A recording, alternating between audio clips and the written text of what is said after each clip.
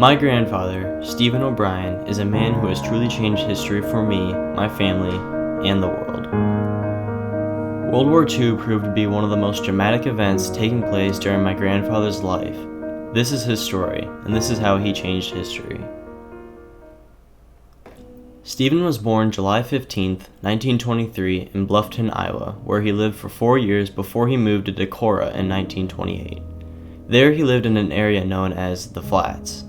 In 1929, he started first grade in school at St. Benedict's. Stephen made his first communion on May 25, 1931. Faith is a major part of Steve's life and has been by his side through everything he has done. In 1937, a fire started and damaged most of their house on St. Lawrence Street. Life in school continued for Stephen until 1943. This was the year he was drafted.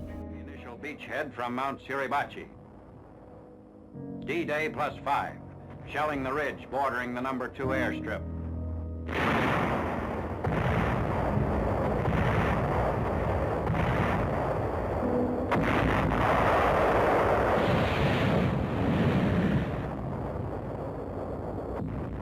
Tanks close in on the Japs dug in the caves along the ridge.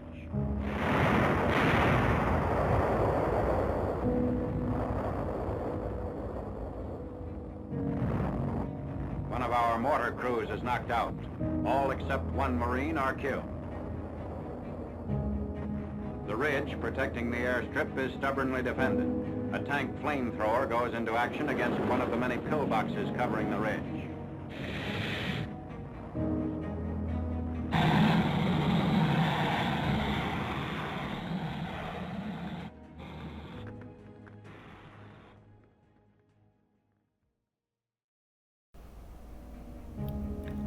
He was officially drafted on October 3rd and was on active duty October 12th.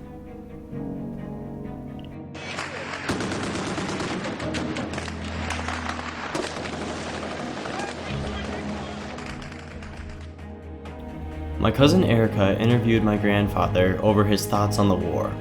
When she asked him what it had felt like to participate in combat, he replied with, "It was no fun at all.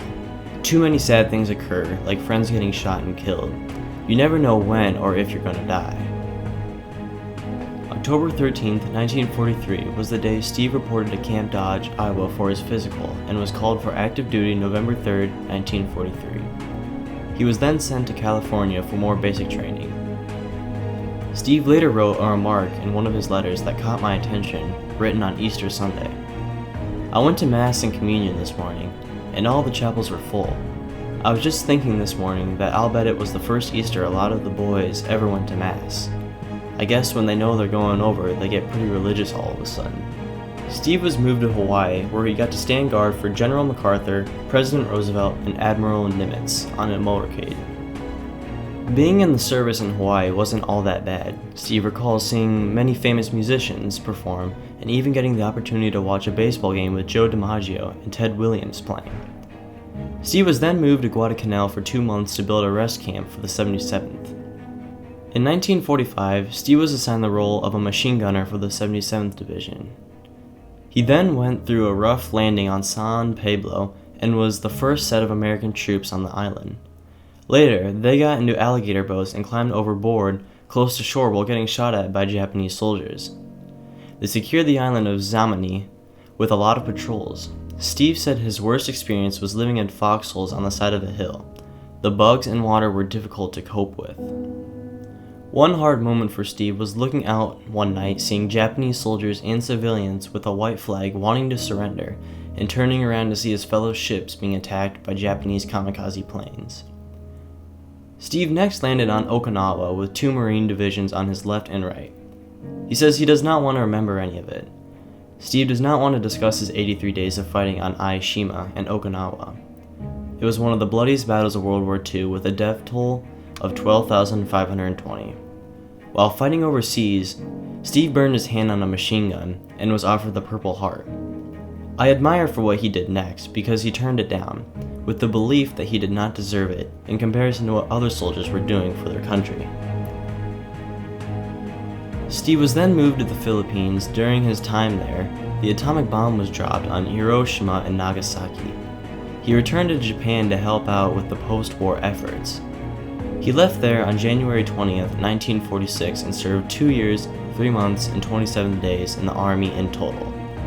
After the war, he went to school at Creighton and graduated from there in 1950. In 1951, he was ordered back into duty for the Korean War.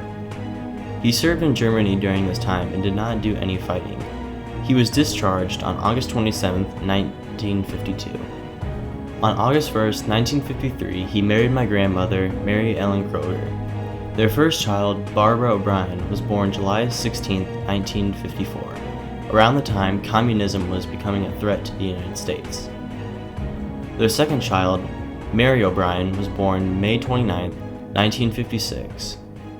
Teresa O'Brien, their third child, was born June 23, 1958. That same year, the first U.S. satellite orbited the Earth.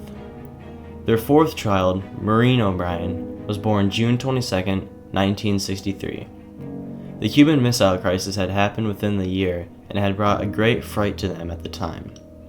Their fifth and final daughter, Leslie O'Brien, was born on Mother's Day, May 13, 1973. This was during Richard Nixon's presidency. 15 years after the birth of Leslie, Steve retired from working at Catholic Charities and was ready to dedicate his time to being a grandfather. Shortly after, the Berlin Wall was removed. Today, Steve has a loving wife, 5 daughters, 9 grandchildren, and even now some great-grandchildren, each one of them grateful for Stephen and for what he has done throughout his life. I sat down and interviewed Mary Ellen, my grandma, and asked her how she thought Steve has changed history. In your opinion, how has Steve O'Brien changed history? Well, individually, Steve would never feel like he changed history, but collectively, as a member of the armed forces in the Pacific, he certainly helped to defeat the Japanese on the islands occupied by them, such as Okinawa. He also participated in the occupation of Japan. I have a great deal of respect for the World War II vets because they saved our world from the tyranny of the Germans and Japanese, and in so doing, changed history.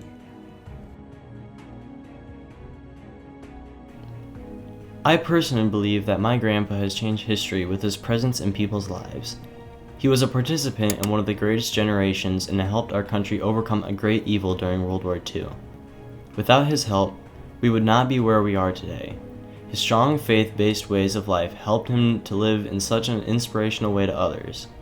My family and myself look up to him as a role model because of his ability to love instead of complain.